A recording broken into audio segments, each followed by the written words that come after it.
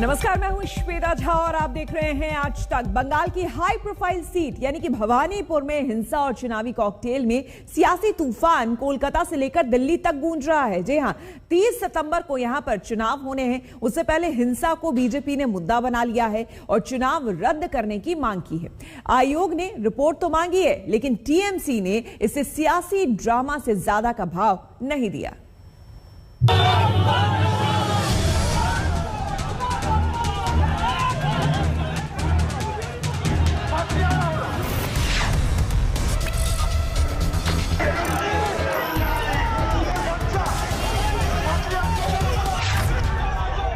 भवानीपुर में भड़की हिंसा।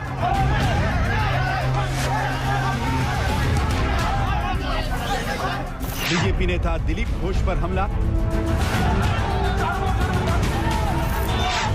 दिलीप घोष के सुरक्षा कर्मियों से मारपीट।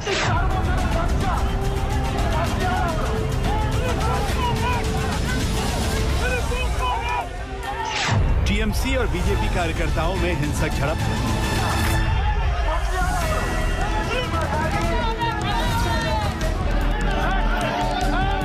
फिर सामने आया पश्चिम बंगाल का रक्त चरित्र।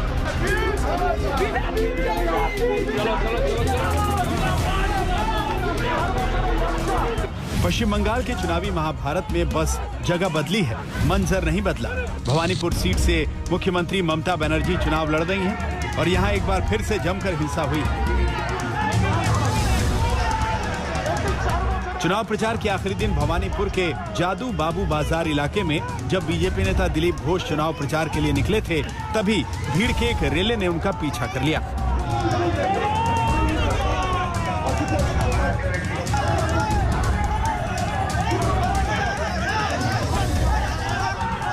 बीजेपी नेता जय श्री राम के नारे लगाते चल रहे थे, तभी कथित रूप से टीएमसी कार्यकर्ताओं ने दिलीप घोष के काफिले के पीछे दौड़ लगा दी। दोनों पक्षों में नारेबाजी होने लगी, दोनों पक्षों में भिड़ंत हो गए। दोनों तरफ से तमाम कार्यकर्ता इस भिड़ंत में लहूलुहान हो गए। आप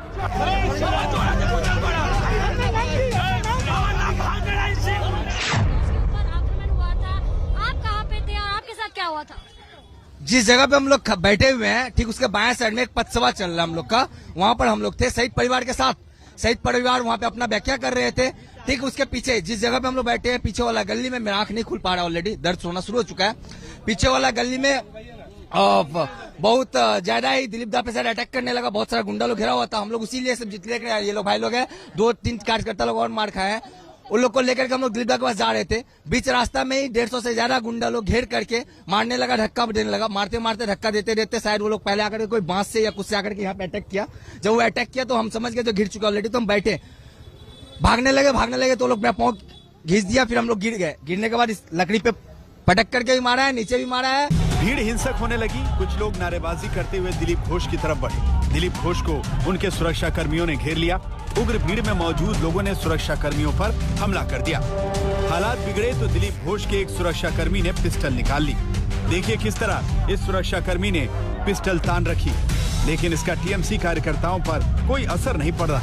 वो छीना झपटी पर उतारू हो गए। बीजेपी और टीएमसी के कार्यकर्ताओं में भिड़ंत में कई लोग जमीन पर गिर गए। सुरक्षा कर्मियों ने जब दिलीप घोष को कार से वहां से रवाना किया तो टीएमसी कार्यकर्ता कार के दरवाजों और शीशों को पीटने लगे। एक बस्ती में हम डोर टू डोर प्रचार कर रहे थे। जब पूरा हुआ तो हमारे ऊपर अटैक हुआ। कई लोग जाके हमको घेर लिया। हमारे साथी कार्यकर्ताओं को जमीन पर पटक पटक कर मारा गया, सर फोड़ दिया गया, लहूलुहान कर दिया गया। दूसरे महिला कार्यकर्ता साथ भी धक्का मुक्की किया। मेरे सुरक्षा बलों का ऊपर भी अटैक हुआ और जब मेरे ऊपर अटैक होने का परिस्थिति बनी, मेरे धक्का मुक्की किया गया। मजबूरी उन्होंने बंदूक निकाला।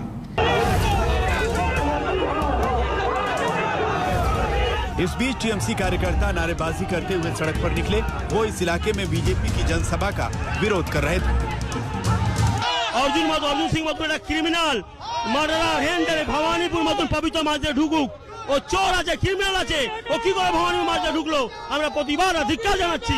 অর্জুন সিং তুমি সাবধান, ভবানীপুরে ঢুকবে না তুমি, তোমাকে অ্যালার্টমেন্ট দেওয়া হলো। তোমার মতো ক্রিমিনাল এখানে দরকার নেই। टीएमसी कार्यकर्ताओं का कहना था कि वो अर्जुन सिंह और दिलीप घोष को भवानीपुर में घुसने नहीं देंगे। हम दक्षिण को तृणमूल युवा कांग्रेस का वाइस प्रेसिडेंट है दिलीप घोष ने, शुभेंदु अधिकारी ने हम लोग का एक स्वास्थ्यकर्मी का अंदर जाके युवा सभापति उसका ऊपर हाथ दिया था। हम लोग विक्षोभ कर रहे हैं जो अर्जुन सिंह दिलीप घोष ये लोग भवानीपुर में ना है, क्योंकि भवानीपुर शांतिप्रिय मानुष है, इधर में अशांति नहीं चाहिए हम लोग। लेकिन आप उनके पीछे भाग रहे थे, बीजेपी कार्यकर्ता। हम लोग बीजेपी नहीं भाग रहे थे, वो लोग चोरी किया, वो लोग भाग रहे थे, चोरा भाग रहे थे, हम लोग पुलिस होके उसको दौड़ा थे। टीएमसी कार्यकर्ताओं ने बीजेपी कार्यकर्ताओं पर हमले का आरोप लगाया है। मैं खड़ा था उस समय, मेरा पास आकर मुझे धक्का देकर देखिए क्या अवस्था कर दिया। बीजेपी का नेता लोग बीजेपी मीटिंग कर रहा था, कर दिया। देखिए बीजेपी का आदमी मारा है इसको, ये देखिए। भवानीपुर सीट पर 30 सितंबर को उपचुनाव होने वाला है, लेकिन चुनाव प्रचार के आखिरी दिन टीएमसी और बीजेपी कार्यकर्ताओं की इस हिंसक झड़प के बाद सियासत गर्मा उठी है। बीजेपी इस मामले को लेकर चुनाव आयोग पहुंच गई और चुनाव रद्द कराने की मांग की है। कोलकाता से प्रेमा राजाराम और अनुपम मिश्रा के साथ संजय शर्मा, दिल्ली, आज तक। बीजेपी का आरोप है कि ममता बनर्जी को हार का डर सता रहा है और ममता के इशारे पर ही बंगाल में हिंसा हो रही है। भवानीपुर से ममता चुनावी समर में तैनात है तो बीजेपी ने प्रियंका टिब्रेवाल को मैदान में उतारा है। एक दिन पहले दिलीप घोष पर कथित हमले के बाद हिंसा पर हो हल्ला होने लगा।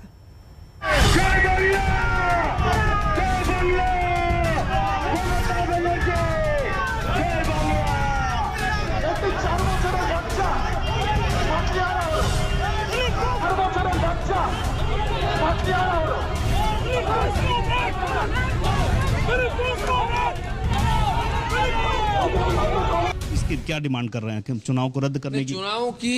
चुनाव होने की परिस्थिति नहीं है। अब चुनाव में जो नेता भाग ले रहे हैं वो सुरक्षित नहीं है, वो प्रचार नहीं कर सकते हैं, तो वोटर कैसे घर से निकल करके वोट करेंगे? इसलिए मुझे लगता है कि वातावरण जब तक अनुकूल नहीं होता है चुनाव को स्थगित करना। पश्चिम बंगाल के भवानीपुर विधानसभा सीट की जंग ने हिंसा की राह पकड़ी तो अब बीजेपी चुनाव रद्द करने के पैतरे पर आ गई। चुनाव प्रचार के आखिरी दिन सुबह से ही भवानीपुर में हलचल तेज थी। बीजेपी के दिग्गज दिलीप घोष और अर्जुन सिंह के काफिले को टीएमसी कार्यकर्ताओं ने घेर लिया। दिलीप घोष क्यों सब पर आक्रमण हो रहा है? गणतंत्र नहीं है। ममता बनर्जी का चुनाव हिंसात्मक ही चुनाव है, क्योंकि हिंसा को खुद प्रश्रय देती है, इसलिए ये चुनाव हिंसा का ही चुनाव है। दिलीप घोष करीब 3 दर्जन कार्यकर्ताओं के साथ चुनाव प्रचार पर निकले थे। अचानक बड़ी तादाद में टीएमसी कार्यकर्ताओं ने उनके काफिले पर धावा बोल दिया। दिलीप घोष गिर गए। सुरक्षा कर्मियों ने कड़ी मशक्कत के बाद वहां से उनको निकाला। जब बीजेपी कार्यकर्ताओं तक ये खबर पहुंची तो तमाम कार्यकर्ता मौके पर पहुंच गए। फिर दोनों पक्षों में जमकर भिड़ंत हो गई।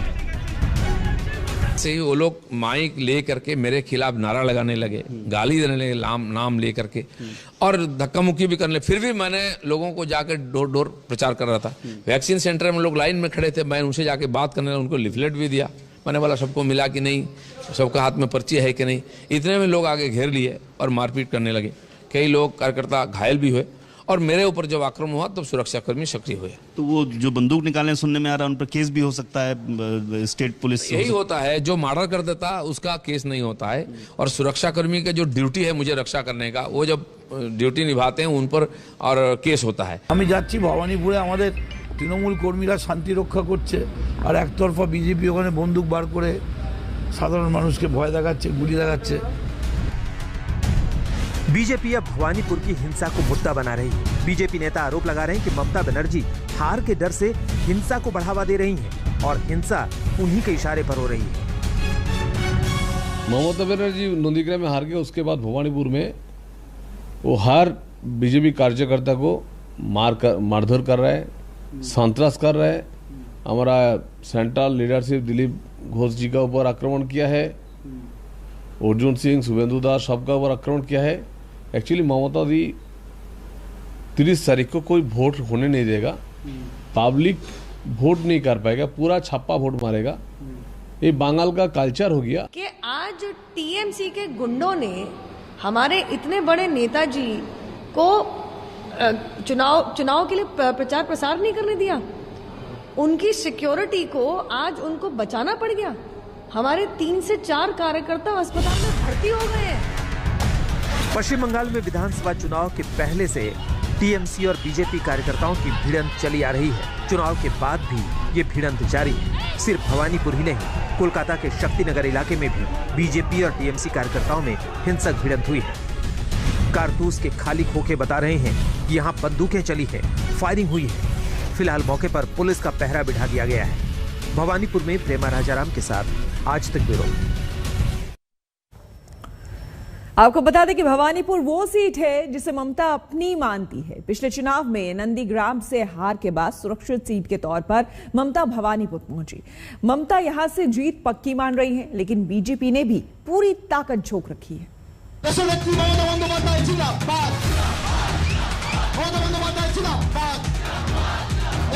बीजेपी और टीएमसी के बीच हिंसक झड़प के साथ ही भवानीपुर सीट पर चुनाव प्रचार खत्म हो गया। 30 सितंबर को यहां मतदान होना है।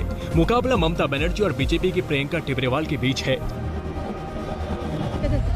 देखिए, हम एक तरफ भगवान के पास जा रहे हैं, प्रार्थना कर रहे हैं, पश्चिम बंगाल के लोगों की भलाई के लिए कामना कर रहे हैं, और एक तरफ मुख्यमंत्री हैं जो चार तरफ हमले करवा रही हैं लोगों पर, उनका खून गिरवा रही है, सिर्फ इस लालच में कि मुख्यमंत्री की कुर्सी उनकी बनी रह सके। तो आप ये देखिए, पश्चिम बंगाल की उनको कोई भी तरह की उनकी नज़र में अहमियत नहीं, लोगों की जान की कीमत नहीं, वो सिर्फ अपनी कुर्सी से प्यार करती हैं। ममता बनर्जी को 6 महीने के भीतर दूसरी बार चुनाव का सामना करना पड़ रहा था। विधानसभा चुनाव में ममता नंदीग्राम सीट से उतरी थी, जहां उन्हें उन्हीं के पुराने साथी शुभेंदु अधिकारी ने शिकस्त दे दी थी। ममता अब अपने पुराने गढ़ भवानीपुर से किस्मत आजमा रही हैं। 2011 में भवानीपुर सीट अस्तित्व में आई और 2011 विधानसभा चुनाव में इस पर टीएमसी प्रत्याशी सुब्रत बख्शी ने जीत हासिल की थी।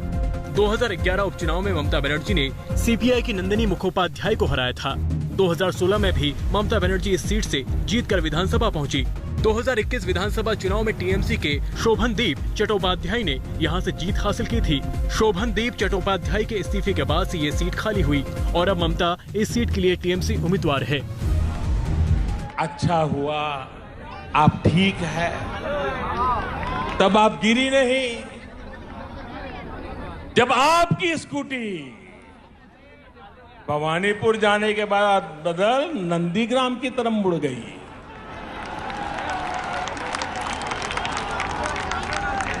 अब दीदी, हम तो हर किसी का भला चाहते, हम नहीं चाहते किसी को चोट आए। भवानीपुर ममता बनर्जी का पुराना गढ़ है। यहीं से 2011 के उपचुनाव में जीत हासिल करके ममता बनर्जी पश्चिम बंगाल के मुख्यमंत्री बनी थी।